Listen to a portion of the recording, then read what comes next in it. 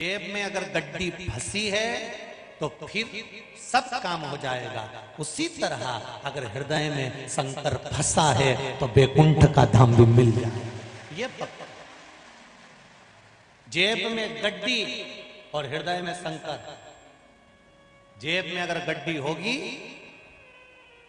तो तुम जंगल में भी चले जाओ तो मंगल हो जाएगा। हे जाओ जरा हमारे लिए लेकर आओ, लो ये 2000 रुपए पकड़ो, पानी की बोतल लेके आओ, चाय लेके आओ, कॉफी लेकर आओ, ये लाओ वो लाओ। अगर गड्डी जेब में है तो सारा ठाट तुम्हारे सामने होगा। उसी तरह शिव तुम्हारे भीतर है तो सारी दुनिया का ठाट तुम्हारे सामने होगा। तुम्हें घबराना नहीं।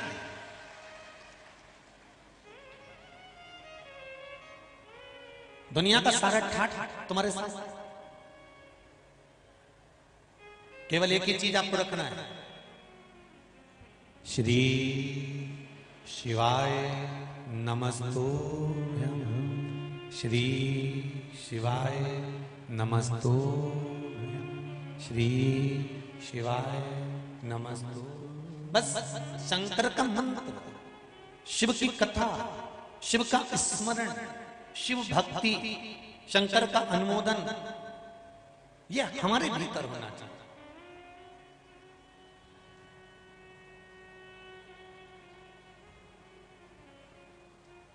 धन होता है ना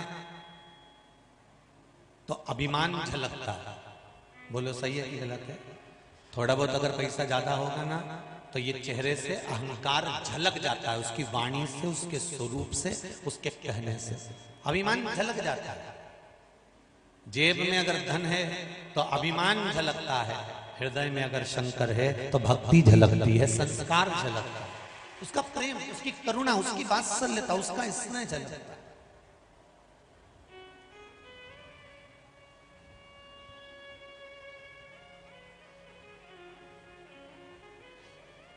आप भगवान की भक्ति तो धारण करो,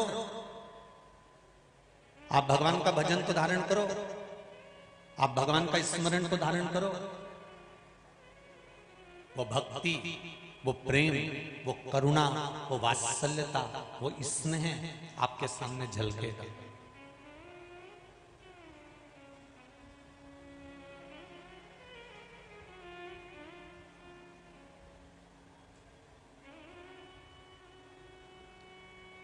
अपने आप झलकने लगे। फिर उसको झलकने में देरी नहीं लगेगी। क्यों? इतने समय से आप शंकर जी की पूजन कर रहे हो, इतने समय से शंकर जी पे जल चढ़ा रहे हो, इतने समय से शिव जी की आराधना कर रहे हो, तो इतने समय से शंकर जी ने आपकी क्यों नहीं सुनी? क्योंकि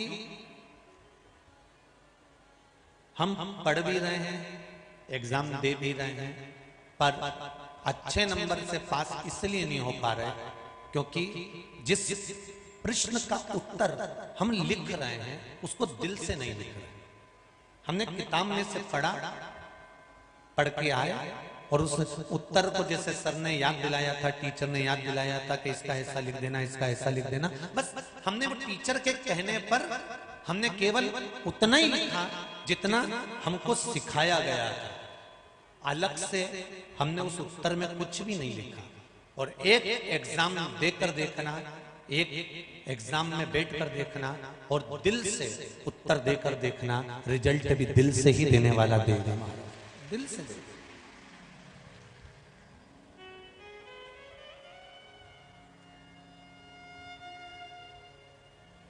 जिस टीचर के यहाँ आप ट्यूशन जाते हो ना, जिस टीचर के यहाँ आप ट्यूशन पढ़ने जाते हो, कभी कभी परीक्षा हॉल में उस टीचर की ड्यूटी लग जाती है तो आपको निर्विघ्नता हो जाती है कि अब मेरे टीचर हैं, मेरे केमिस्ट्री के सर खड़े हैं, प्रोफेसर खड़े हैं, मेरा फिजिक्स का सर खड़ा हुआ है, प्रोफेसर खड़ा हुआ है, मेरा टीचर खड़ा हुआ है, मेरे साथ में, मेरे सम्मुख में वो खड़े हुए। अब निर्विघ्नता, फिर आपके मन में ये आ जाता है कि अब मुझे डरने की बात नहीं, मेरा टीचर खड़ा हुआ है। अब मेरा टीचर खड़ा हुआ है तो मुझे कोई टेंशन नहीं है। उसी तरह एक बच्चा परीक्षा के हॉल में अपने पढ़ाए हुए टीचर को देखता है तो उसको डर नहीं लगता, भय नहीं लगता। उसी तरह आप जब जब किसी काम के लिए जाओ, कितना भी कंपटीशन के लिए जाओ, कितना भी आप किसी परीक्षा को देने जा रहे हो, आप कितना भी परेशान हो जिंदगी से, अगर कोई शंकर जी का मंदिर दिख जाए तो समझ लेना कि मेरा टीचर मेरे साथ में है, तो अब टेंशन नहीं, अब मुझे नहीं सोचना।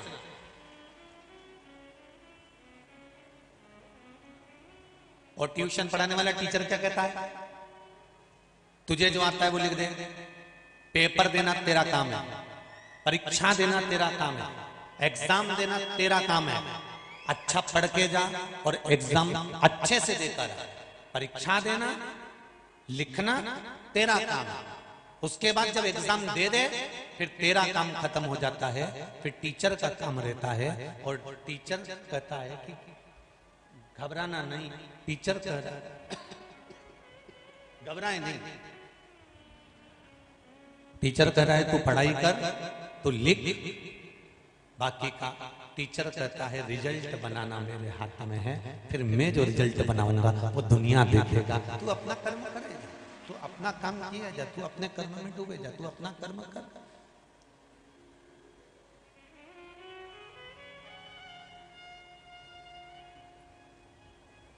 इसके बाद फिर मेरी मर्जी है, फिर मेरा विचार है, मेरी सोच है, मेरी बुद्धि है, मेरा चित्त है, मेरी वृत्ति है। बस एक काम जरूर करना है, बुरा कर्म मत कर, किसी का दिल मत दुखाना।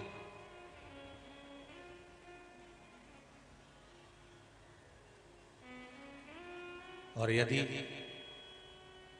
दिल दुखाकर यदि हमने थोड़ा इकट्ठा भी कर लिया ना, दिल दुखाकर यदि हमने थोड़ा एकाग्रित भी कर लिया तो वो किसी काम का, फिर उसमें कोई सुख की अनुभूति नहीं है महाराज, उसमें कोई आनंद की अनुभूति नहीं है। मत बुरे कर्म कर बंदे वरना पछताएगा, भगवान की आंखों से तू बच नहीं पाएगा, तू बच नहीं पाएगा। अरे ओ अज्ञानी मत करना ग्लानि, तेरे कर्म का फल भी तू ही पाएगा, तेरे कर्म का फल भी तू ही पाएगा। जैसा किया तूने तेरे आगे आएगा, जैसा किया तूने तेरे आगे आएगा।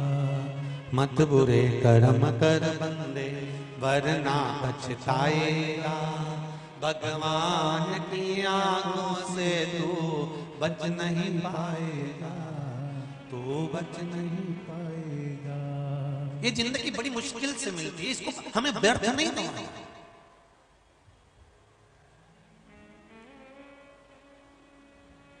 भजन के मौके कम आएंगे और कपट के मौके ज्यादा आएंगे, ईमानदारी के मौके कम आएंगे और बेईमानी के मौके ज्यादा आएंगे, सत्य बोलने के मौके कम आएंगे, असत्य बोलने के मौके ज्यादा आएंगे, छल के करने के मौके दुनिया के लोगों को बहुत मिल जाएंगे, पर निश्चली होने के मौके बहुत कम कम।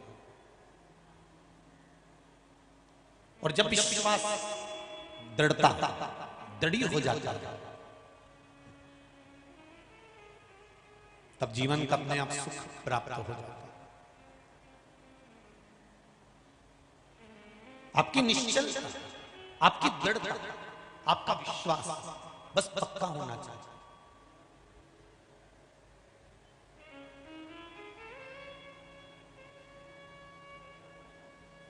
मैंने तेरे ही भरोसे ओ बाबा तेरे ही भरोसे हवा विच उड़ती जावागी, बाबा डोर हथो छड़ी नामे कटी जावागी। आपने दिल से उसको रिझाया तो उसने दिल से दिया, आपके भजन का फल आपको मिल गया। और सुन लो, उत्तराखंड की इस पावन धरा पर हर की पौड़ी, शिव महापुराण की कथा, हरिद्वार, मायापुरी में आप सब सुनकर जा रहे हो। जितने लोग भी श्रवण कर रहे हैं, चाहे आस्था चैनल से सुने, चाहे फेसबुक पर सुने, चाहे यूट्यूब पर सुने, और जितने इस पावन प्रांगण में सुनकर जा रहे हो, चाहे वो जजमान परिवार के हों, चाहे उनके रिश्तेदार हों, और जितने आप बैठे हो, जितने लोग सुनकर जा रहे हो, दिल से शंकर भगवान से अगर लगन लगाकर, मन लगाकर आपने शिव महापुराण की कथा सुनी है, तो 3 महीने में आप खुद फोन कर कर बोलोगे कि गुरुजी मेरा ये कार्य हो गया। ये पत्रों का ढेर है, और ये बाकी के ये पड़े हुए। ये कोई सहज नहीं कि हमने कहा और आपने लिख दिया। आपका प्रेम है, आपके ऊपर जो शिव ने कृपा करी है, आपने जो शंकर जी की भक्ति करी, और उस भक्ति में जो विश्वास जागृत हुआ है, उस भक्ति में जो बल जागृत हुआ है, उस भक्ति के बल से प्राप्त हुआ है। मीराबाई भी तुम्हारे जैसी थी, कर्माबाई भी तुम्हारे जैसी थी, नामदेव जी भी तुम्हारे जैसे थे, रामकृष्ण परमहंस भी तुम्हारे जैसे थे, संत तुकाराम भी तुम्हारे जैसे थे, चैतन्य महाप्रभु भी तुम्हारे जैसे थे, स्वामी विवेकानंद भी तुम्हारे जैसे थे, रामकृष्ण परमहंस जी भी तुम्हारे जैसे थे, कर्माबाई, मीराबाई, ये जितने जितने भक्त हुए सब अपने जैसे ही तो थे। बस उनने करा क्या? उनने क्या करा? भगवान कृष्ण की मूर्ति को मीराबाई ने पत्थर की नहीं माना, लकड़ी की नहीं माना, उसमें भगवान गिरधर को देखती थी। कर्मा ठाकुर जी में अपने गोपाला को देखती थी। संत तुकाराम हरि विठल में नारायण को देखते थे। तो आपसे भी तो वही कर रहे हैं कि आप भी मीरा, आप भी कर्मा, आप भी तुकाराम, आप भी रामकृष्ण परमहंस, आप भी स्वामी विवेकानंद हो। हमें और उनमें कोई अंतर नहीं है। बस उन्होंने विश्वास पक्का कर लिया था, इसलिए भगवान उनको दर्शन देने आते थे, और हम विश्वास पर डोल जाते हैं, इसलिए भगवान नहीं मिलता। तुम विश्वास पक्का करना, भरोसा प्रबल करना सीख जाओ कि मुझे तारेगा तो शंकर और मारेगा तो शंकर। फिर देखो शिव साथ ले, फिर शिव साथ ले, तारेगा भी शिव और मारेगा भी शिव।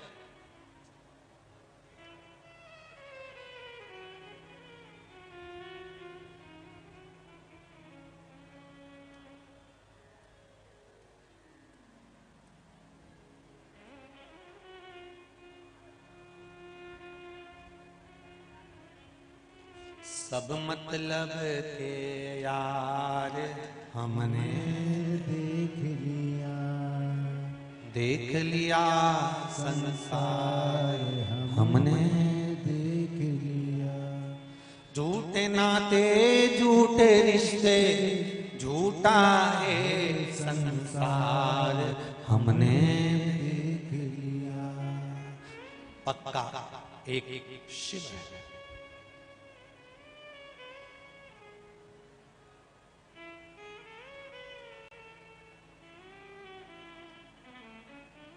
केवल एक शिव।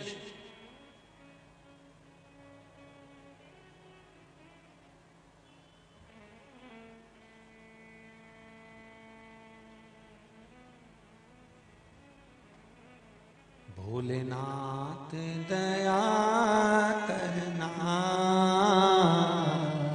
मैं तेरे भरोसे हूँ। हे बाबा, दुनिया में मुझे किसी का भरोसा नहीं, किसी का विश्वास नहीं। कब कौन धोखा दे जाए, कब कौन आपको धक्का दे जाए, इसका कोई भरोसा नहीं है। पर एक बात याद रखना, दुनिया के लोग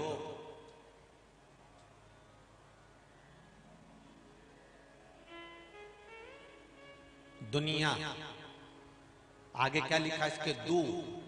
दू का मतलब, अरे जम के तो बोलो, दो।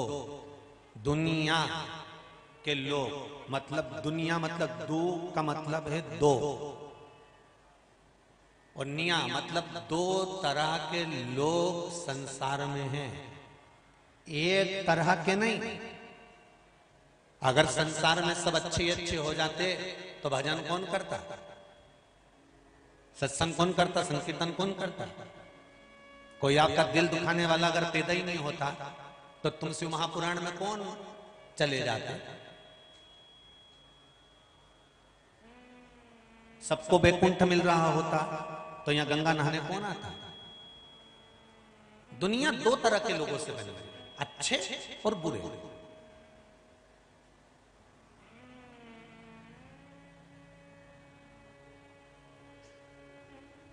और भगवान भी प्रत्येक व्यक्ति के जीवन में अच्छे और बुरे दो तरह के लोगों को भेजता ही भगवान भेजेगा। अगर परमात्मा ने आपको जन्म दिया है तो ऐसा कोई मनुष्य पैदा नहीं हुआ जिसकी जिंदगी में भगवान ने एक बार संभलने का मौका नहीं दिया। आप संभल गए, ठीक है। संसार में ऐसा कोई नहीं जन्मा जिसको भगवान ने एक बार मौका नहीं दिया। अच्छे भी मिलेंगे, बुरे भी मिलेंगे, पर दुनिया के कई लोग ऐसे हैं, अच्छी जगह पर नौकरी मिल रही हो, अच्छी जगह पर काम मिल रहा हो, अच्छी जगह पर कार्य कर रहे हो, सत्संग से लगे हुए हो, दान धर्म में लगे हुए हो, पुण्य में लगे हुए हो, सत्कर्म में लगे हुए हो, कोई गुरु जन की, संत जन की, गौशाला आदि भगवत स्मरण की सेवा में लगे हुए हो, और वहां पर मालूम पड़े तुम्हारा मन नहीं लगा और तुम वहां से हटकर दूसरी जगह चले गए, फिर व्यसन में डूब गए, दोस्त मिल गए, गलत संगति मिल गई, आड़े टेढ़े मिल गए, अपशब्द कहने लगे, ताने देने लगे और उन्होंने तुम्हें बर्बाद कर दिया। पर भगवान एक मौका प्रत्येक मनुष्य को देता है कि मैं तुझे अच्छी जगह पर भेज रहा हूं, अच्छी जगह पर लगा रहा हूं, सत्संग में लगा रहा हूं, तुझे शिव महापुराण में लगा रहा हूं, तुझे भजन में लगा रहा हूं, उतनी देर तू सेवा में लग जा। तुझे अच्छी जगह पर भेजा है, वहां की तू नौकरी में लग जा, वहां की सेवा में लग जा। अगर तू अच्छी जगह लगा रहा तो यह भी पक्का है कि मैं तुझे अच्छी जगह तक पहुंचा दूंगा, सतमार्ग तक लगा दूंगा। और अगर तुझे वो नहीं जमा, अच्छी संगत नहीं जमी, अच्छे लोग नहीं जमे, कोई आश्रम, कोई गौशाला, कोई सेवा, कोई सत्संग, कोई संकीर्तन, कोई मंदिर, कोई देवालय या कोई अच्छे लोगों से तुम्हारी नहीं बनी, तो फिर जब तुम अच्छे लोगों से नहीं बनती तो बुरे लोगों से तुम्हारी संगत होने लगती है। बुरे लोगों में बैठने लगते हो, मित्रता होती है, फ्रेंडशिप होती है, फिर ताली, थाली और प्याली, ये तीन मित्र बनना चालू हो जाते हैं। संग में होटल में खाने वाले, मदिरा की दुकान पर ले जाकर पिलाने वाले और ताली बजा बजाकर तुम्हारी प्रशंसा करने वाले, ये मित्र तुम्हें मिल जाएंगे और तुम्हारी जिंदगी नाश कर देंगे। धीरे धीरे प्रशंसा करेंगे, अच्छा बोलेंगे, ये बोलेंगे, वो बोलेंगे, खूब तरह से। अच्छा करा तूने, वहां से काम छोड़ दिया, अच्छा करा तूने, ये कर दिया, अच्छा करा तूने, वो करा, प्रशंसा कर कर कर फिर उसको ले जाएंगे होटल में, होटल में खिलाने की आदत डालेंगे, फिर उसको ले जाएंगे मदिरा की दुकान पे, मदिरा पिलाने की आदत डालेंगे, धीरे धीरे उसको बर्बाद कर देंगे। भगवान सबसे पहले संसार के लोगों को अच्छे लोगों से मिलाता है, जब वो अच्छे लोगों से उसकी नहीं बनती तो फिर बुरे लोगों में ले जाता है, और बुरे लोगों से जब बनना चालू हो जाती है तो बर्बाद कर देता है।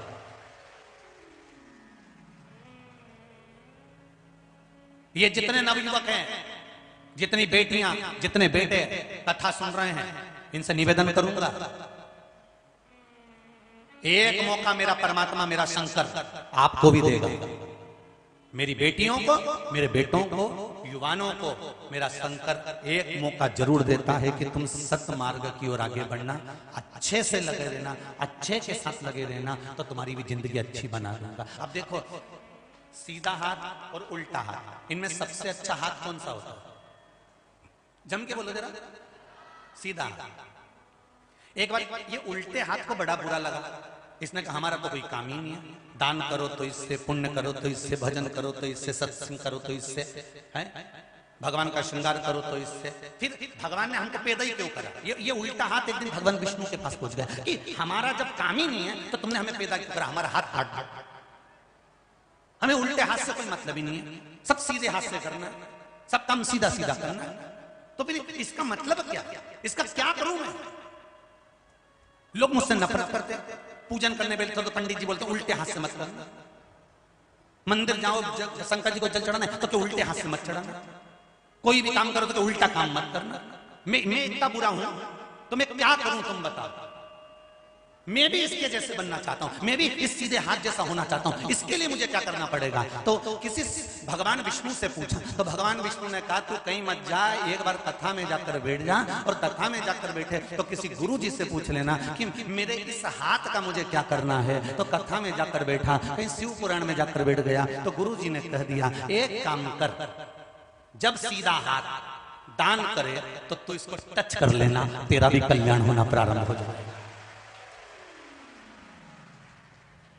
जब ये सीधा हाथ पुण्य करे, दान करे, सत्कर्म करे, यज्ञ करे, अनुष्ठान करे, आरती करे, जो कुछ करे, इसको टच करना चालू कर दे तो तू उल्टा भी सुल्टा हो जाएगा, तेरी भी जिंदगी संवर जाएगी। हम भी आपसे यही कहना चाहते हैं, अगर आपकी जिंदगी में उल्टा कुछ हो रहा है, बेकार कुछ हो रहा है, अच्छा हो ही नहीं रहा, उल्टे हाथ की तरह तुम्हारी जिंदगी चल रही है, नरक जैसा जीवन जी रहे हो, व्यापार नहीं, व्यवसाय नहीं, नौकरी नहीं, सर्विस नहीं, काम नहीं, धंधा नहीं, कुछ भी नहीं, तो एक काम करना, जो सीधा चल रहा हो, सत्संग में चल रहा हो, भजन में चल रहा हो, कथा में चल रहा हो, उसको टच कर कर तुम भी चले जाओ, बस सीधा काम होने लगेगा, अपने आप उल्टा।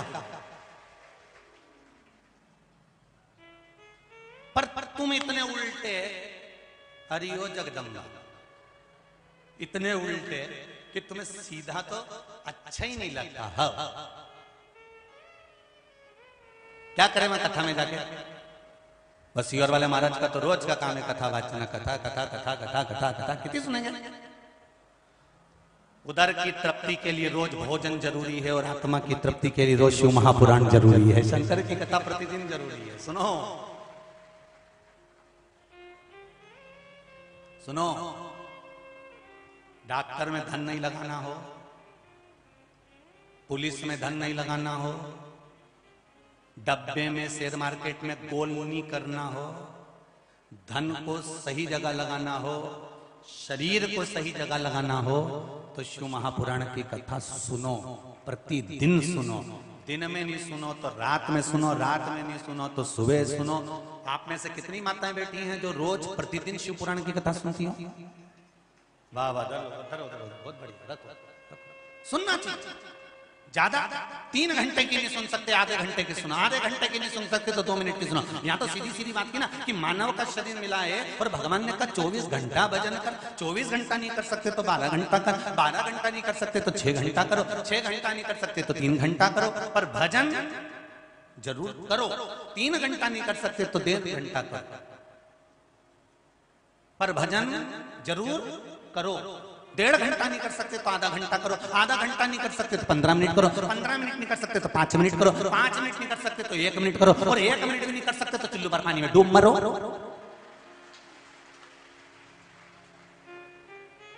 इतना बड़ा मनुष्य का शरीर दिया भजन करने के लिए और 1 मिनट भी निकाला।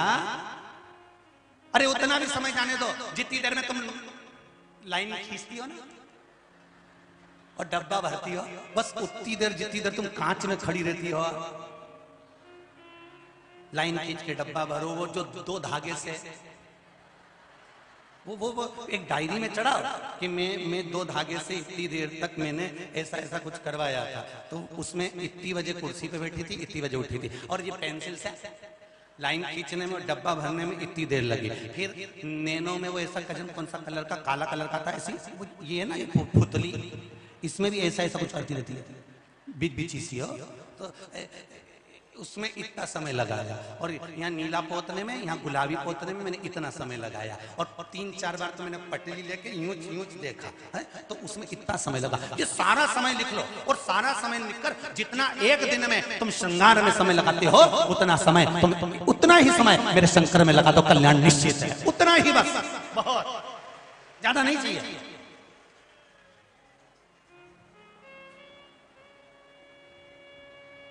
क्या विचार है? अरे बोलो तो। अरे भाई, जाओगे, चाहे आप जाओ, चाहे कोई भी जाए, कोई भी, चाहे हम जाएं, आप जाए, जाने वाला तो सबको जाना है एक दिन, पर सब तिजोरी का माल तिजोरी में, अलमारी का अलमारी में, और सब पड़ा रह जाना है, सब पड़ा।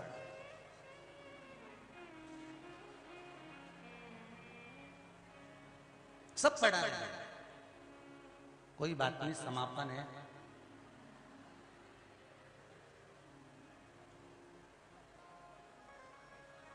स्क्रीन नहीं चल रही, वहां की एलईडी चालू करवाइए, लेफ्ट लेफ्ट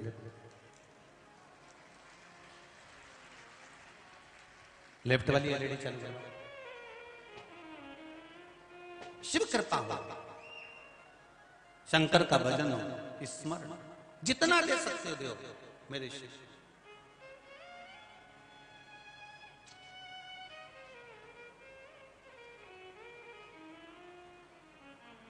अब सौंप दिया इस जीवन का सब भार तुम्हारे हाथों में, हे हार तुम्हारे हाथों में और जीत तुम्हारे हाथों में। जो जग में रहूं तो ऐसे रहूं जो जल में कमल का फूल रहे। मेरे अवगुण दोष समर्पित हो करतार तुम्हारे। बस बहुत, उससे ज्यादा नहीं।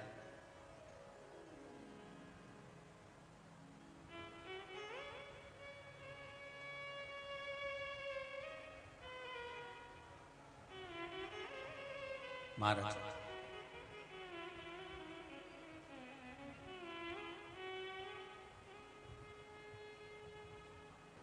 गंगा के घाट पर हर की पौड़ी शिव महापुराण की कथा हरिद्वार से मायापुरी से सुन रहे हो।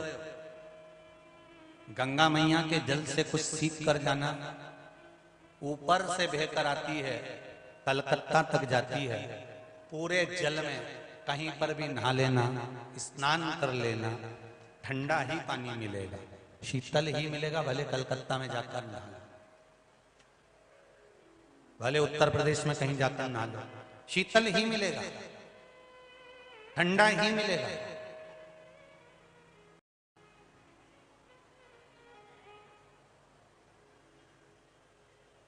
शीतल मिलेगा, ठंडा मिलेगा।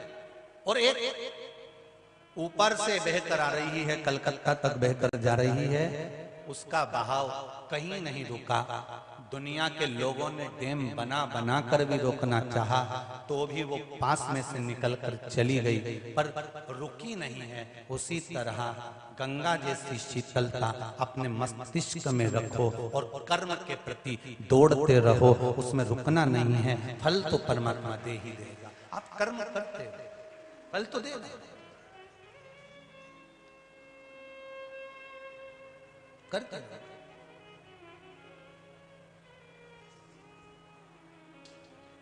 महाराज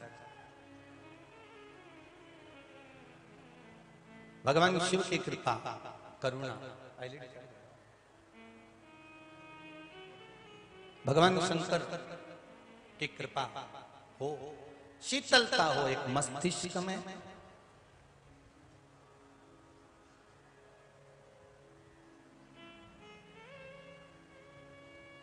मर्दा परिवार से निवेदन है, एलईडी वाले को फोन लगाइए, उधर की एलईडी चालू करवाइए पब्लिक के लिए।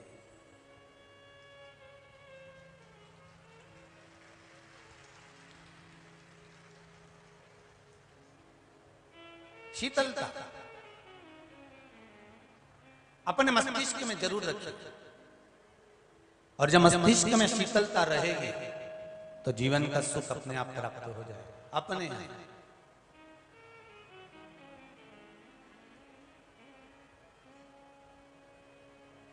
महाराज शिव पुराण कह रही है, भगवान देवाधिदेव महादेव के नेत्र बंद करने पर एक बालक ने जन्म लिया जिसका नाम अंधकासुर था। उस अंधकासुर को उठाकर समुद्र में फेंक दिया। हिरण्याक्ष ने गोदी में झेल लिया, हिरण्याक्ष ने गोदी में झेला, और वो बालक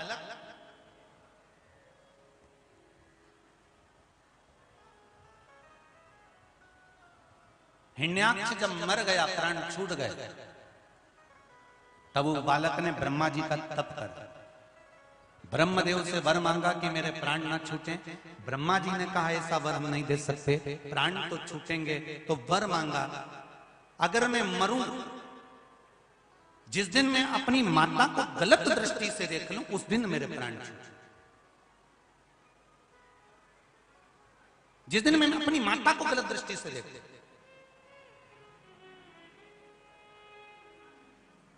शिव महापुराण की कथा कहती है केवल एक माता से मतलब नहीं है। शिव महापुराण की कथा कहती है जिस भूमि पर हमने जन्म लिया है, यह भी भारत माता है।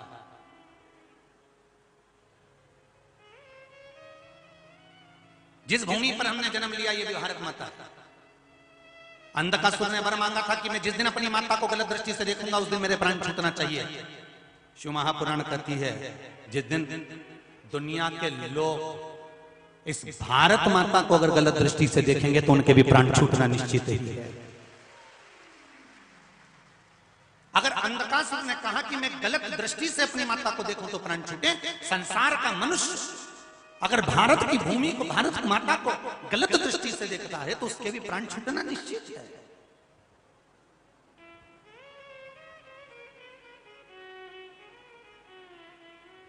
एक भजन, एक कीर्तन, एक स्मरण, एक मंत्र जाप, एक नाम जाप, एक आपके द्वारा किया गया दान पुण्य स्मरण, भगवत स्मरण, शिव नाम, भगवान की भक्ति, ये आपके सम्मुख में आती जरूर है, मिलती है। एक पत्र में लिखा है,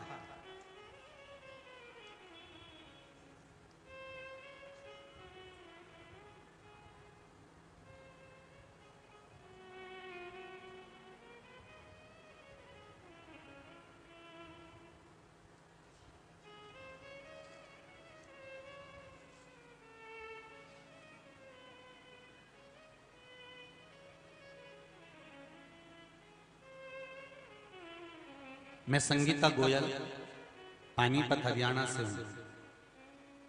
लिफाफे पे लिख दिया रे दादा, लिफाफे पे लिखा है पत्र। कहीं बैठी हो तो हाथ हिला सकती हैं। संगीता गोयल पानीपत हरियाणा। कहीं बैठी हो तो हाथ हिला देना। इन्होंने बैठी है क्या कहीं है? अच्छा लास्ट में है क्या? ठीक है, हाथ हिला दो जी। हमें तो नहीं दिख रहा है। अच्छा उधर हो क्या? खंबा में अड़ी गई हो। ठीक है, हाँ अब दिख गई हो। जय हो हर महादेव। आपने लिखा है दीदी, मैं संगीता गोयल पानीपत हरियाणा से हूं। गुरुदेव आपने लोगों की समस्याओं का निवारण बहुत कर दिया। जो आप छोटे छोटे उपाय बताते हो उससे भक्ति भी जाती है और कार्य भी होता है। हमारे यहाँ एक काम वाली आती है, उसके यहाँ 10 साल से संतान नहीं हुई। गुरुदेव जब 10 वर्ष से उसके यहाँ कोई बेबी नहीं था, संतान नहीं थी, तब कथा चल रही थी टीवी पर। उस दिन लेट आई और गुरुदेव कुछ देर की उसने कथा सुनी। उस दिन कथा का पहला दिन था और आपने सफेद आंकड़े की जड़ का प्रयोग बताया था। वो प्रयोग उसने सुना, मुझसे लिखवाया, लिख कर दिया और बाबा की कृपा ऐसी हुई गुरुदेव कि आज मेरे यहाँ काम करने वाली बाई का 4था महीना चल रहा है जो 10 साल से नहीं हुआ। ये शिव कथा है बेटो बहन, हर हर महा। ये शिव करुणा, ये शिव कृपा। एक किसी ने पत्रिका में और पत्र लिखा। पहले तो शादी की पत्रिका आती थी जीवने के लिए। लक्षदीप जी यहां से, महावीर प्रसाद जी,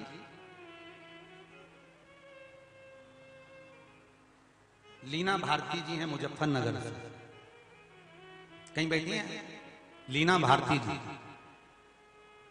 मुजफ्फरनगर से। आप ही हैं? ये आप ही ने भेजा है? बहुत जोरदार है जी, बहुत जोरदार। ठीक है, इसमें लिखा है गुरुदेव 6 महीने से मेरा लेफ्ट का हैंड बहुत तकलीफ में था। सारे डॉक्टरों को दिखा लिया था पर उसमें आराम नहीं थी। रात भर सोने भी नहीं पाती थी। सब कुछ कराया पर आराम नहीं लगा। तब शिव महापुराण की कथा मोबाइल पर सुन ली और उसमें एक चावल का दाना चढ़ाकर जल चढ़ाकर उस जल का आचमन करना था। वो उपाय करा, आज मैं 90% ठीक हो गई और कथा में बैठकर कथा श्रवण कर रही। ये शिव कृपा।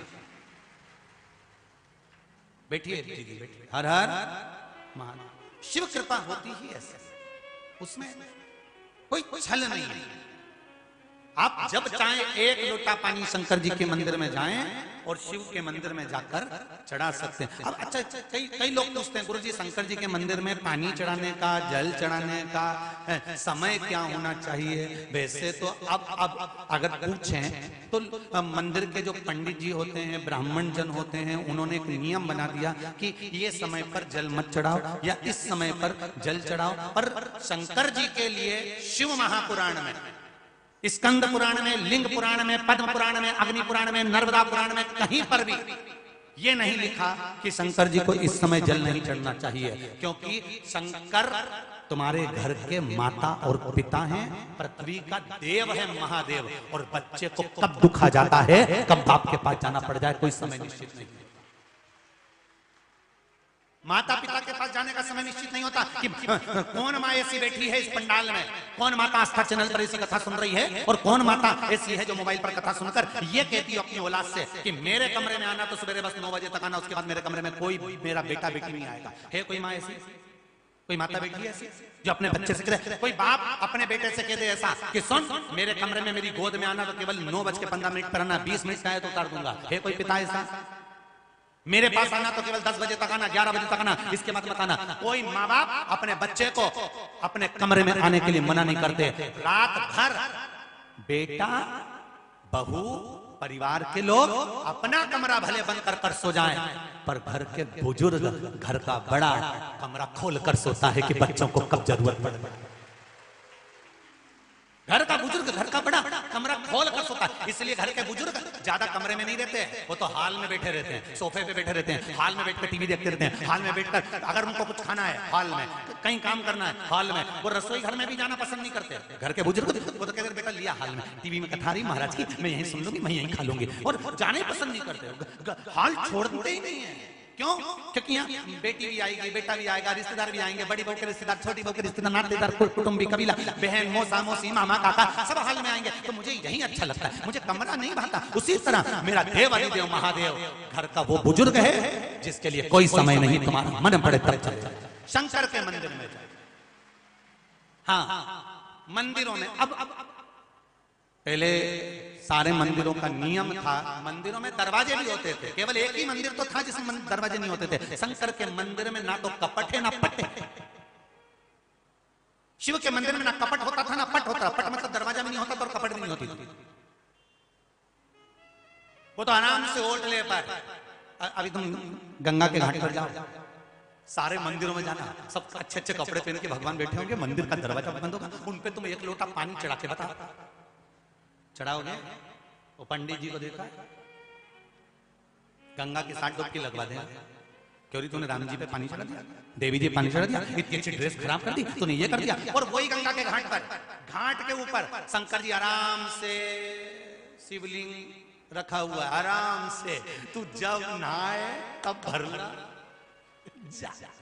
दिन में नहाए तो दिन में, रात में नहाए तो रात में। तू जब गंगा नहाए तब एक लोटा पानी उंडेल के चल जा। शंकर जी के मंदिर में कोई पट नहीं, उनको कोई कपट नहीं, उनको कोई झंझट नहीं। वो तो अब नियम हो गया कि इतनी बजे तक पानी चढ़ा, इतनी बजे तक जल चढ़ा, इतनी बड़े अभिषेक मत करना, इतनी बजे ये मत करना। शंकर के अनुष्ठान, शंकर के पूजन, शिव का स्मरण तुम्हें जब याद करना हो अपने माँ बाप को तब कर दो, वो आएगा, तुम्हारा कार्य सफल कर जाएगा, उसको याद।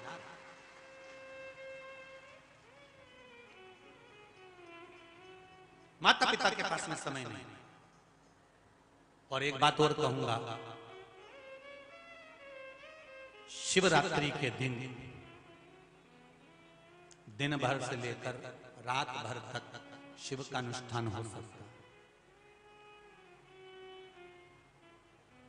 शिव का अनुष्ठान, भजन करो। इस रतलाम के आसपास के हों, वो दोपहर 2 बजे से 5 बजे तक रतलाम की कथा आस्था चैनल पर, फेसबुक, यूट्यूब पर भी सुन सकते हैं और रतलाम में भी श्रवण कर सकते हैं। इतनी कथा कोरोना महामारी के अंतर्गत बाची, पर बैसाख की शिवरात्रि की कथा आज तक नहीं बाची। तो मन है रतलाम में जो कथा होगी उसका नाम बैसाख शिवरात्रि शिव महापुराण की कथा हो, क्योंकि 23 तारीख से कथा चालू हो रही है रतलाम में, 29 तारीख को विराम हो रही है और 29 तारीख को ही बैसाख महीने की शुक्रवार के दिन शिवरात्रि पड़ रही है। ये 29 अप्रैल को बैसाख महीने की शिवरात्रि पड़ेगी।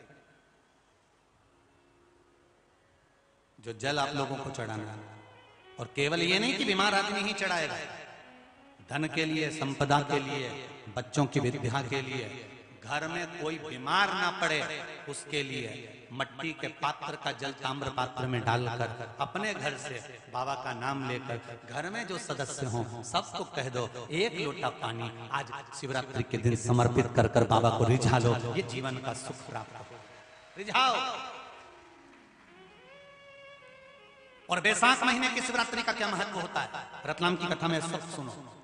बैसाख महीने की शिवरात्रि पर क्या क्या करना चाहिए, बैसाख महीने में हमें शंकर का अनुष्ठान कैसे करना चाहिए, किस चंदन में क्या चीज मिलाकर शंकर जी को चढ़ा दिया जाए कि शरीर पर जो सफेद रोग हो जाता है, काया सफेद हो जाती है, या काले काले चट्टे पड़ जाते हैं शरीर पर, या घाव पड़ जाते हैं शरीर पर, वो कैसे मिट सकते हैं, वो तक वर्णन शिवरात्रि की उस कथा में आएगा। बैसाख आप करो। उधर से जुड़ी हुई कोई तकलीफ है, भोजन नहीं पच रहा हो, एसिडिटी होती हो, तकलीफ आती, तो उसमें बैसाख के महीने में शंकर भगवान को क्या चढ़ाएं और मंदिर की चौखट पर बैठकर उसको क्या खा लिया जाए जिससे उधर की परेशानी जिंदगी भर के लिए समाप्त हो जाए, वो रतलाम की कथा बैसाख शिवरात्रि शिव महापुराण श्रवण सुख है जीवन।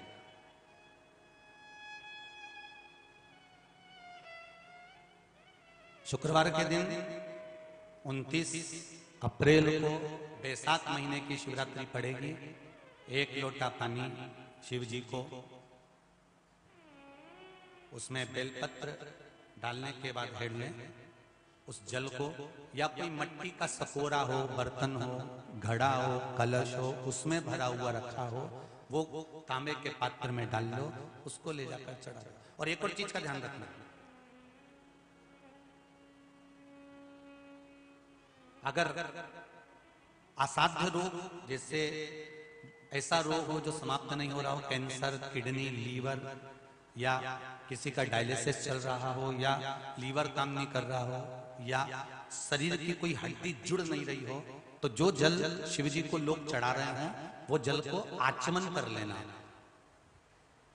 और आचमन शंकर भगवान की छोटी बेटी अशोक सुंदरी के नाम से करना, उसका आचमन केवल अशोक सुंदरी के नाम से, क्योंकि शंकर भगवान की 5 लड़कियां गंगा के जल से प्रकट हुई थी और शंकर भगवान की सबसे छोटी लड़की अशोक सुंदरी नंदनवन में पैदा हुई थी, जन्म ली थी, नंदनवन में जन्म ली। नंदनवन मतलब काशी, मोक्ष नगरी में उसका जन्म हुआ।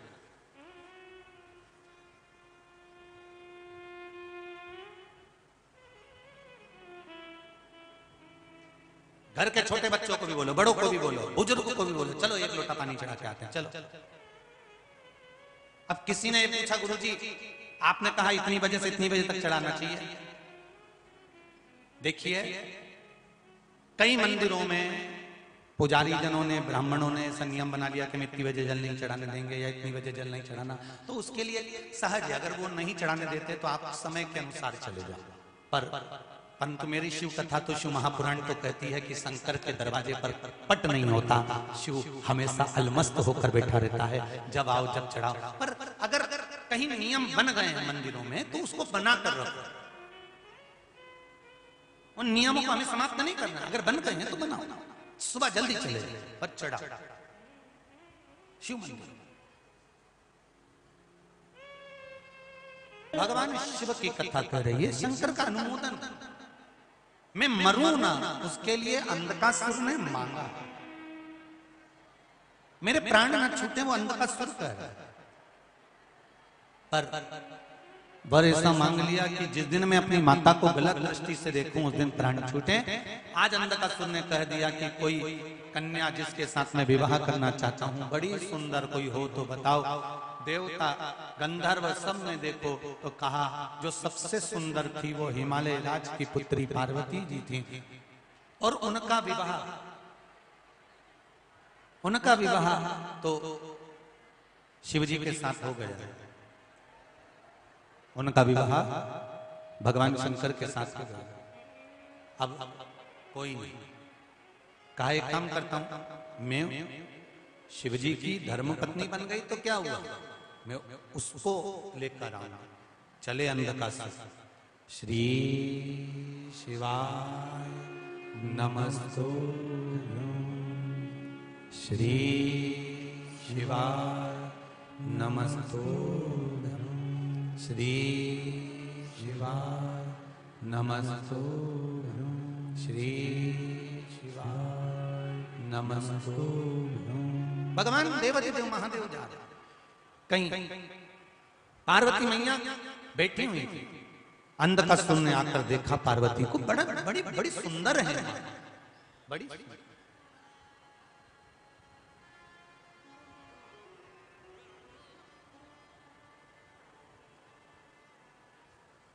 देखिए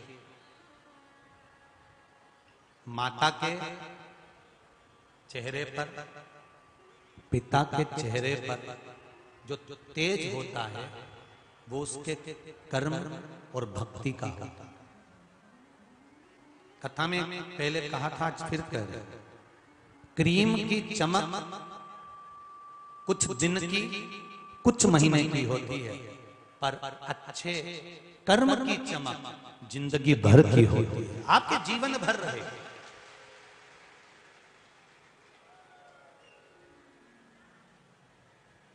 आपका कर्म अच्छा होना चाहिए, और यदि कर्म अच्छा है, यदि कर्म अच्छा है तो फिर चेहरा आपका चमकता ही रहेगा। अच्छे कर्म की चमक।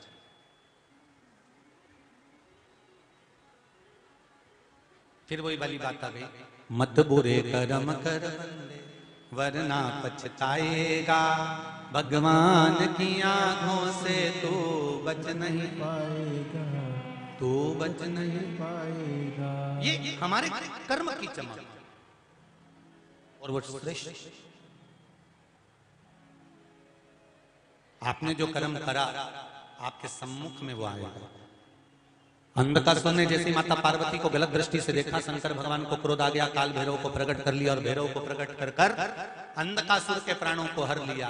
पार्वती मैया की आंखों में अश्रु भरा हुआ था। वो अश्रु इस बात का था कि इस पुत्र को मैंने गोदी में खिलाया है, इस बेटे को मैंने गोदी में खिलाया है, और आज यही पुत्र मुझे गलत दृष्टि से देख रहा है। अभी कथा में कहा था, कर्म जो दिया वो मिला, जो किया वो प्राप्त हुआ। बस दिल से जो करा गया उसका फल मिलेगा। एक पत्र में लिखा किसी दीदी ने, ये भी शादी की पत्रिका है,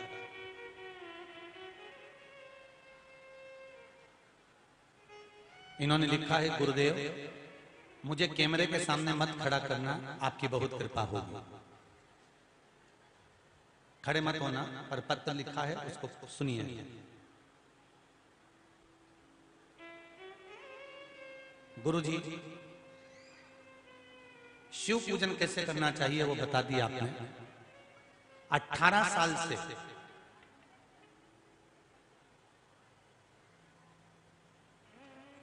एक एलर्जी शरीर में, गुरुदेव 4-5 साल से मार्च और अप्रैल के महीने में मैं मर मर कर रात दिन बैठी रहती थी, इतनी एलर्जी शरीर के अंदर थी। मुझे सांस लेने में तकलीफ होती थी। पिछले साल तो 22 दिन ऐसे गए गुरुदेव कि मैंने अपनी लड़की की शादी नवंबर में रखी हुई थी, और मुझे लगता था कि मैं नहीं बचूंगी। फिर भी किसी तरह से रिश्ता बना, सब अच्छा हुआ। गुरुदेव 1 महीने की दवाई लेकर रखती थी, खाती थी, फिर भी एलर्जी सही नहीं हो रही थी। गुरुदेव 2 दिए का उपयोग, बेलपत्री के नीचे जल चढ़ाकर 2 दिए का आपने प्रयोग बताया था, वो मैंने किया और बाबा की ऐसी कृपा रही गुरुदेव कि अब मुझे एलर्जी की दवाई नहीं खाना पड़ रही है, मैं बिल्कुल ठीक हो चुकी हूं। और कथा में मैं पूर्ण तरह से स्वस्थ हूं, कथा में बैठी हूं और सारी दवाई मेरी छूट गई है। ये शिव कृपा, शंकर की उदारता। और केवल शिव कृपा नहीं, ये आपके विश्वास का फल मेरा शंकर आपको दे रहा है। आपका भरोसा, आपकी दृढ़ता, आपका विश्वास शिव के प्रति जो जागा उसका प्राप्त। और कहने में अतिशयोक्ति नहीं होगी और बिल्कुल पक्का विश्वास रखना कि बैसाख महीने की शिवरात्रि के दिन जो जल चढ़ाएगा, ये पक्का मेरे शंकर की कृपा उस पर होगी और वो स्वस्थ होगा, ये निश्चित, वो निश्चित। अकाल मृत्यु वो मरे जो काम करे, चंडाल का काल उसका क्या बिगाड़े, जो भक्त हो महा काल का। शंकर की आराधना करने वाले का बाल बाका नहीं हो सकता, शिव की आराधना करने वाले का कभी धोखा नहीं हो सकता। हाँ, ये पक्का है, अगर दुनिया का कोई व्यक्ति शिव की आराधना करने वाले के साथ धोखा करता है तो वो किसी को मुंह दिखाने के लायक नहीं रह सकता। ये शिव आराधना करिए। कहा आया समय, आगे वर्णन आया भगवान शिव की कथा में सुंदर प्रसंग आता है। महाराज जब हिरण्यकशिपु को मालूम पड़ा कि मेरा भतीजा मर गया, मेरे भतीजे के प्राण छूट गए, मेरा भाई चले गए, हिरण्याक्ष समाप्त हो गया, तब हिरण्यकशिपु को क्रोध आ गया और वो तप करने चले गया। तप कर आया तो तप करने के लिए जब गया तो वापिस लौट कर आया, उसने वर प्राप्त कर लिया, ना नीचे मरू, ना ऊपर मरू, ना अंदर मरू, ना बाहर मरू, ना अस्त्र से मरू, ना शस्त्र से मरू, ना दिन में मरू, ना रात में मरू, और ना ही मैं नर से मरू, ना पुरुष से, ना कोई पशु से मेरे प्राण छूटे, ना मनुष्य से छूटे, और ना ही मैं 12 महीने में मरूं। ये तक वर मरू।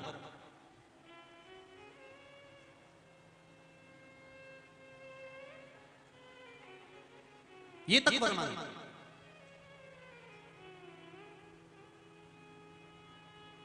तथा कह दिया, घर आ गया। धर्म पत्नी नहीं थी, क्योंकि पत्नी के लिए जो गर्भ था उस गर्भ को नष्ट करने के लिए इंद्र ले गए थे। पर देवऋषि नारद ने कहा कि किसी का पति घर में नहीं है और उसकी धर्म पत्नी गर्भ में है और गर्भित बालक को मारना ये तो पाप की बात है, इसमें पुण्य कहां है? इंद्र, तुम देवताओं के राज सिंहासन पर बैठे हुए हो, पर करें क्या? रामचरितमानस में एक बड़ी सुंदर लाइन लिखी है, ऊंच निवास नीच तरतुति, देख न सकहि पराई विभूति। रामचरितमानस में बड़ी सुंदर बात लिखी है कि ऊंचे पद पर बैठने के बाद, ऊंचे औहदे पर बैठने के बाद, ऊंची गादी पर बैठने के बाद भी किसी किसी के मन में किसी के प्रति भेदभाव उत्पन्न हो जाता। इंद्र को वो भेदभाव था।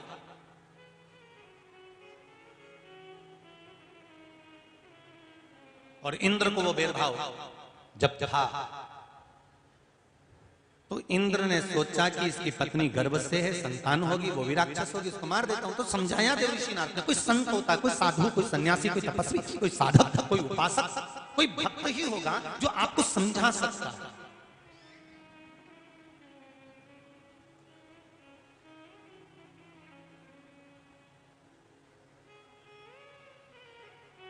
कोई भक्त होगा जो समझाए। कभी कभी धर्म पत्नी भी पति को समझा देती है और कभी कभी पति भी धर्म पत्नी को समझा देते हैं, ये गलत हो रहा है, ये सही हो रहा है। और एक बात अपनी जिंदगी में याद रखो, दिमाग कहे वो कभी नहीं करना, दिल कहे वो सब कर देना। दिल की मान, हृदय की, चित्त की, वृत्ति की। मन में अगर शिव बैठा हुआ है, हृदय में अगर शंकर बैठा हुआ है, तो वो गलत नहीं करने देगा। पर उसके लिए आपको एक काम करना पड़ेगा कि अपना सर्वस्व भगवान को मानना पड़ेगा। कि जैसे मीराबाई कहती थी ना, मेरो तो, अरे जम के तो बोलो, गिरधर गोपाल।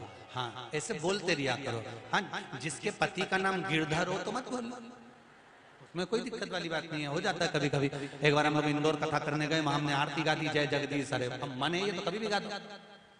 हमने कथा में ही आरती गा दी जय जगदीश हरे।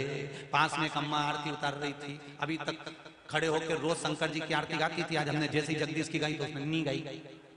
अब नी गाई तो हमारा मन दुखा, तो हमने बाद में पूछ लिया क्यों री माँ? हम बोल रहे जय जगदीश हरे, तू बोल रही कल्लू के पिताजी हरे। ये कोई तरीका होता? अरे गुरुजी मैं उनका नाम कैसे ले सकती हूँ? मैंने कहा तुम्हारे पति का नाम जगदीश है। तो हमने कहा ठीक है, फिर तो ठीक है, कोई बात नहीं। अब पहले का समय था ना, अब आज का समय हो तो आज के समय में तो लोग बहुएं इतनी होशियार, तुरंत चिल्ला के कह देती ए बलवीर इधर बेचारा तुरंत, और वो भी बेचारा आके खड़ा हो तो हाथ जोड़ के बोल जगदम्बा। उसको भी घबराहट होने लगती क्या मतलब क्या बोलने वाली गया। अब महाराज जी शिव कथा कह रही है। हिरण्यकशिपु आया, धर्म पत्नी के गर्भ से संतान हुई, जो देवऋषि नारद ने जिसको ज्ञानवान बना दिया। गर्भ का ज्ञान इतना प्रबल ज्ञान दिया कि वो बालक कहीं डोलता ही नहीं, कहीं दिखता ही नहीं।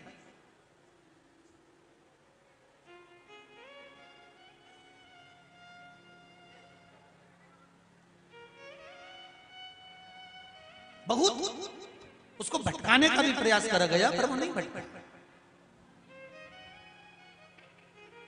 नीन लड़े गिरधारी से मैं उनकी हो गई, मेरे मन में नहीं है धीर सखीरी वृंदावन जाऊंगी। ये नयन कृष्ण में लग गए, ये नयन शिव में लग गए, ये नयन अवधपुरी राम में लग गए, ये नयन गंगा जी में लग गए। फिर चित्त कैसे रहे, मन कैसे माने? अरे कितनी दूर दूर से आए हो आप लोग कथा सुनने के लिए। एक भाई कोई आया है 1020 किलोमीटर तक टू व्हीलर गाड़ी से चलकर यहां पहुंचा है। 1020 किलोमीटर गाड़ी से कहीं बैठा हो तो हाथ उठा देना। टू व्हीलर मोटरसाइकिल से आया है, 1020 किलोमीटर तक गाड़ी चलाकर यहां पहुंचा कथा श्रवण करने। ये शिव भक्ति, ये शंकर का नाम। कितना दूर दूर से, कोई 500 किलोमीटर, 1000 किलोमीटर, 800 किलोमीटर, 900 किलोमीटर, ना जाने कहां कहां से आप लोग कथा सुनने के लिए आए हो। तपती हुई धूप, गर्मी, चिलचिलाती हुई गर्मी, और उसके साथ में आप बैठकर भगवान शिव की कथा का रसपान इतनी शीतलता और इतनी शांति से श्रवण कर रहे हो कि हमको तो ऐसा लग रहा है कि आपके भीतर जो हिमालय की ठंडक है, शंकर जी के भीतर की जो ठंडक है वो आपके दिल में आकर बैठ गई है। और शिव स्वयं कथा सुन, स्वयं शंकर कथा कराने वाला शिव, कथा वाचने वाला शिव, और कथा सुनने वाला भी शिव, कोई दूसरा है? अभी दिनेश जी कह रहे थे गुरुजी बाबूजी का मन बड़ा प्रसन्न है कि मैंने सोचा था कथा होगी, कथा होगी, रहते होगी, नहीं होगी, पर जीते जी शिव महापुराण की कथा हो गई। दिनेश जी बोल रहे थे कि बाबूजी का मन बड़ा प्रसन्न हो गया कि मेरे सम्मुख में मैंने शंकर का गुणगान कर लिया। अब ये जीवन है ना है या अपने हाथ, ये तो शिव जाने, पर स्मरण हो भजन। शंभो शरणे पड़ी मांगू घड़ी रे घड़ी, दुख काटो दया करी ने दर्शन। आप अगर शिव की भक्ति में लगे हो तो शंकर साथ था। हिरण्यकशिपु ने प्रहलाद को पानी में डाल दिया, नहीं मरा। पर्वत से फेंक दिया, नहीं मरा। अग्नि में पटक दिया, नहीं मरा।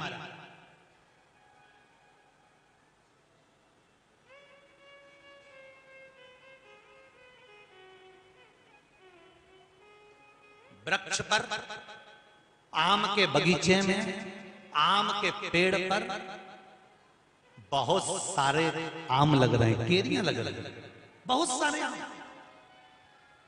बहुत सारी केरियां लग रही हैं।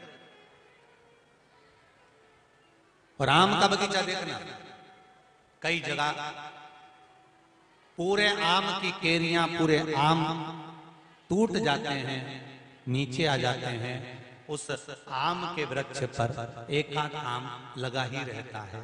क्यों?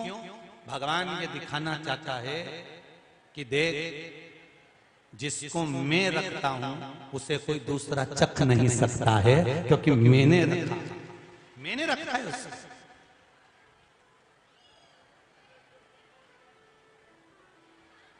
जिसको मैंने रखा उसे कोई दूसरा चख नहीं सकता। शिव कथा करे, अगर भगवान राखे, वो एक आप लोग कहते हैं ना, जाको राखे साईया तो मार सके ना कोई। जिसको भगवान रख लेता है, भगवान जिसको अपना बना लेता है, उसको फिर परमात्मा कभी दुखी नहीं देगा। और सरल भाषा में समझ जाओ, सुन लो उत्तराखंड वालों, हर की पौड़ी वालों, जरा अच्छे से सुन लो और अच्छे से समझ लो। जिसको आप चाहते हो उसको आप दुखी देख सकते हो? जम के बोलो जरा। नहीं, एक मां अपने पुत्र को चाहती है, उसको दुखी नहीं देख सकती। पति पत्नी को, पत्नी पति को, माता पिता बच्चों को, बेटियों को, बेटों को स्नेह करते हैं, भाई भाई से स्नेह करता है। जिनके प्रति आपका प्रेम हो जाता है, फिर आप उसको दुखी नहीं देख सकते। अगर उसका मोबाइल भी खराब हो गया ना, तो तुम तुरंत कह देते, ले 5,000 रुपए दूसरा लिया, ले 10,000 रुपए दूसरा लिया, मैं तेरे को 5,000 रुपए दे दूंगा, तेरे खाते में डलवा दूंगा, तू ले लेना। मतलब प्रेम है तो आपने उसको मोबाइल भी दिला दिया, प्रेम है तो आपने उसको गिफ्ट भी दिला दिया, प्रेम है हम बाजार में घुमाने लगे तो उसको कपड़े भी दिला दिए, प्रेम है तो आपने सब कुछ दिया। शिव महापुराण की कथा भी यही कहती है, एक प्रेम एक बार अगर हो जाता है तो प्रेमी उसको कुछ ना कुछ दिलाता रहता है। उसी तरह आप और हमारा प्रेम शंकर भगवान से हो जाता है तो शंकर भी कुछ ना कुछ तो देते ही रहता है, खाली नहीं छोड़। बस स्नेह चाहिए, प्रेम। निर्मल मन सो मोहि पाव, मोहि छल छिद्र कपट न भावा। भगवान को ये सब अच्छा नहीं लगता, इसलिए कह देते हैं कि मुझे ये ठीक नहीं लगता। मुझे तो एक ही चीज अच्छी लगती है, तेरा निर्मल मन, भोलापन, तेरा सरल स्वभाव, तेरा सरल चित्त, तेरी सरल भक्ति, बस वही चाहिए। हिरण्यकशिपु ने प्रहलाद को मारना चाहा, नहीं मारा। बहन ढूंढा से कहा तो भी नहीं मारा। अंत में पूछ लिया, कहां है तेरा भगवान? सर्वस्व है, इस खंबे में भगवान है। हाँ, और गदा का प्रहार करा, गदा का प्रहार करा। अब देखिएगा जरा, हिरण्यकशिपु ने अभी तक प्रहलाद से ये नहीं पूछा था कि भगवान कहां है। पहली बार पूछा कैसे, खंबे में तेरा भगवान है, और प्रहलाद ने कह दिया खंबे में है। मतलब हिरण्यकशिपु के दिल में बैठ गया कि खंबे में भगवान है, मतलब विश्वास पक्का हो गया। और विश्वास पक्का हो गया इसलिए नरसिंह भगवान प्रकट हो गए। विश्वास पक्का, जैसे आप लोगों से कहते ना कि कंकर में, अरे बोलो तो, हर हर हर हर महादेव, घर घर महादेव। आपसे कहा कि कंकर में शंकर है, मतलब कंकर में शंकर है, तो आपने अगर उस कंकर की भी पूजन शंकर मान कर करी है तो ये पक्का है कि वो कंकर आपके साथ रहेगा।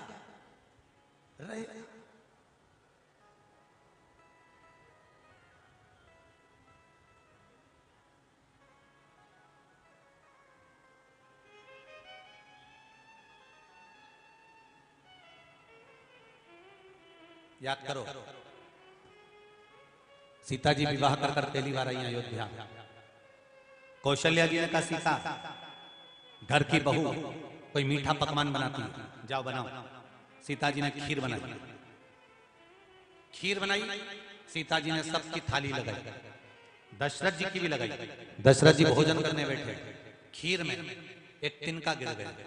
तिनका गिरा, सीता जी ने देख लिया कि इसमें कचरा गिर गया। ससुर को लगेगा मेरी बहू ने मुझे कचरे की खीर दे दी, कचरे की खीर, बहू और कचरे की खीर खिला।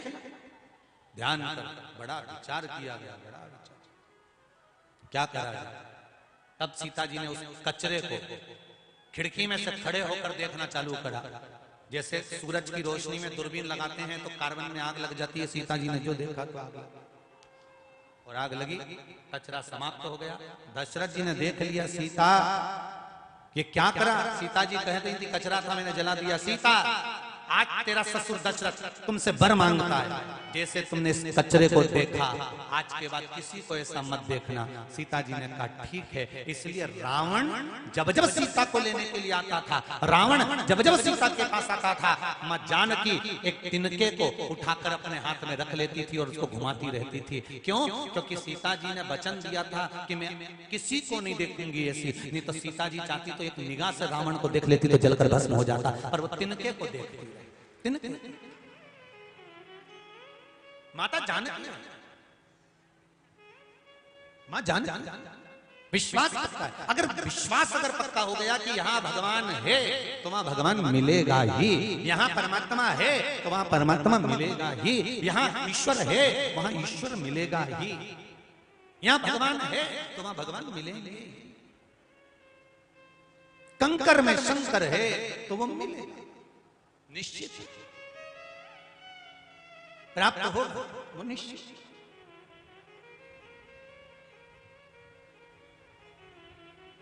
हमारे बीच में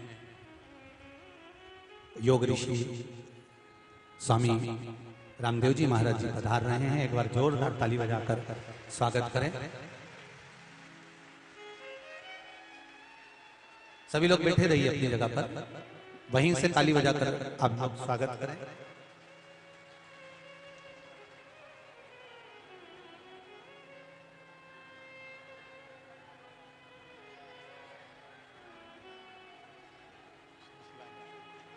एक बार जोरदार ताली बजाएं।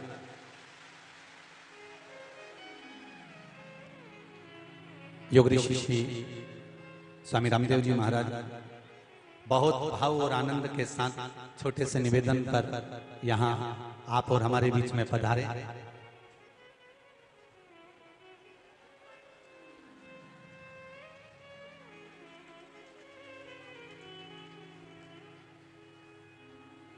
आदरणीय स्वामी जी और आयुर्वेद मनीषी आचार्य श्री बालकृष्ण जी महाराज योग आयुर्वेद एवं स्वदेशी के माध्यम से संपूर्ण भारत की भूमि पर ही नहीं देश और विदेश में भी जन जागरण का कार्य कर रहे हैं। और सबसे बड़ी प्रसन्नता है इस जन जागरण के माध्यम से, आयुर्वेद के माध्यम से वैदिक सनातन संस्कृति को घर घर तक सनातन धर्म को जगाने के लिए नित्य प्रति जनमानस को प्रेरित कर रहे हैं। एक बार जोरदार ताली बजाएं। बहुत बहुत साधुवाद। और एक चीज स्वामी जी ने अभी कुछ ही समय में प्रारंभ करी है, मैं उसके लिए भी साधुवाद दूंगा। पूरे जितने भी श्रोता भाई बहन आस्था चैनल से, फेसबुक, यूट्यूब से और देश विदेश में बैठकर इस कथा को सुन रहे हैं, आदरणीय स्वामी जी ने भारतीय जैसे सीबीएसई का एक क्रम होता है, उसी तरह भारतीय शिक्षा बोर्ड के माध्यम से हमारे सनातन धर्म की और वैदिक धर्म की जो शिक्षा है उसके लिए भी अग्रसरता प्रदान करी। बहुत बहुत साधुवाद। एक बार जोरदार ताली बजाएं आदरणीय स्वामी जी के लिए। और मर्दा परिवार से कहूंगा स्वामी जी का स्वागत करें। बोल काशी विश्वनाथ भगवान की शंभो शरणे मांगू घड़ी रे घड़ी दुख तारो दया करी निदर्शन आपो दया करी निदर्शन आपो। हर हर महादेव हर। आदरणीय स्वामी जी से निवेदन करूंगा कि 2 शब्द आशीष के संपूर्ण दूर दूर से यहाँ भगत लोग आए हुए हैं, बहुत दूर दूर से यहाँ पहुंचे हैं। आशीर्वाद वचन आदरणीय संत शिरोमणि स्वामी जी महाराज के अपन को प्राप्त हो, ये बात का आनंद के साथ एक बार ताली बजाकर स्वामी जी को माइक देता हूं।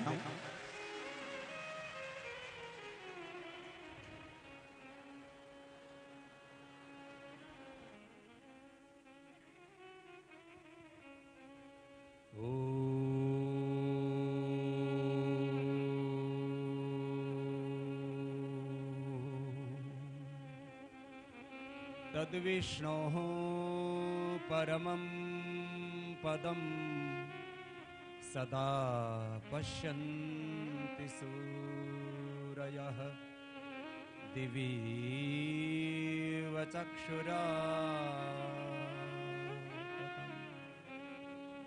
ॐ त्वं हीनः पिता वसो त्वं माता शतक्रतो बभूविथा अधाते सुम्नमीमहे। ॐ शान्ति शान्ति शान्तिः।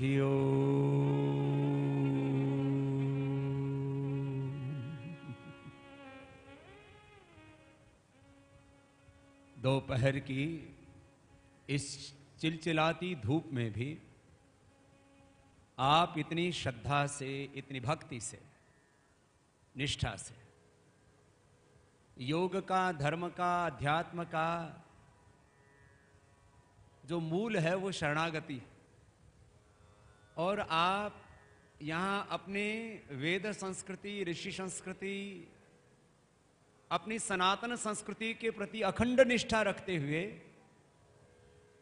यहाँ इस छोटी सी जगह में इतनी बड़ी संख्या में, मुझे लगता है ये कोरोना काल की हरिद्वार की सबसे बड़ी कथा है। शायद पिछले 2 वर्षों में इतने श्रद्धालु, एक कुंभ का अवसर था उस समय, फिर एक अलग तरह का वातावरण निर्मित हो गया, वो तो एक महाकुंभ, तो एक हमारी सनातन संस्कृति का अलग गौरव है। लेकिन मैं हरिद्वार में रहता हूं, यद्यपि मैं हरिद्वार में बहुत कम आ पाता हूं क्योंकि मैं सुबह 4 बजे से लेकर रात को 10 बजे तक अपने योग धर्म, अपने सेवा धर्म, अपने ऋषि धर्म, अपने सनातन धर्म की सेवा में ही लगा रहता हूं और कोई ध्येय नहीं। लेकिन आज प्रभात में हमारे परमात्मीय जो मैं पता नहीं पहले कभी मिला कि नहीं मिला, मुझे कोई स्मरण विशेष नहीं है। मुझे बहुत दिनों से हमारे आस्था के सीईओ हैं भाई प्रमोद जोशी जी कह रहे थे कि एक बार आप जरूर कथा में आएं। ये भी एक दूसरा सच है कि मैं कथा प्रवचनों में बहुत कम जा पाता हूं। वही अपना जो दायित्व है, अपना धर्म है, अपना कर्म है, उससे वक्त निकाल पाना बड़ा मुश्किल सा होता है। मैंने इनको कहा कि मैं जैसे ही समय की अनुकूलता होगी अवश्य आता हूं। और भोर में आप योगग्राम निरामयम में जब मैंने आपका दर्शन किया, देखो मैं भारत के लगभग सभी बड़े साधु संत महात्मा कथाकार सबसे मिला हूं, सबके साथ प्रीति है और अहेतु की प्रीति है। लेकिन जो मैंने आपको देखा तो आपका ज्ञान, आपकी अनुभूति, आपकी भक्ति, आपकी साधना, जो भी भगवत कृपा और गुरु कृपा से, भगवान शिव की कृपा से जो है सो तो है ही। आपका दर्शन भी बड़ा विशेष है महाराज। हाँ, और गांव की भाषा में बोले तो आप बड़े स्मार्ट लगते हो महाराज। हम गांव के आदमी, देखो बहुत ज्यादा औपचारिकताएं हम नहीं रखते। तो हमने देखा महाराज के दर्शन भी बड़े दर्शनीय हैं और उस दर्शन में दृष्टि भी अच्छी हो, यह बड़ी बात हो। माने दृष्टि शास्त्र की, दृष्टि सनातन की, दृष्टि वेद की, दृष्टि सात्विकता की। तो महाराज आपकी दृष्टि में भी बड़ी सात्विकता है, इसके लिए भी मैं आपका अभिनंदन करता हूं। और मैंने कभी कभी देखो, मेरी मूल धारा है वो योग की है। उस योग विद्या में, वेद विद्या में, अध्यात्म विद्या में मैं चारों वेदों का उपासक हूं, क्योंकि मैंने बचपन से वेद पढ़े। जब मेरी उम्र 20 साल की भी लगभग, शायद पता नहीं हुई थी कि नहीं, 20 से 25 साल की उम्र के बीच में मैंने सारे वेदों का, 4 वेदों का, मूल 11 उपनिषद का, और अपनी मूल जो धारा है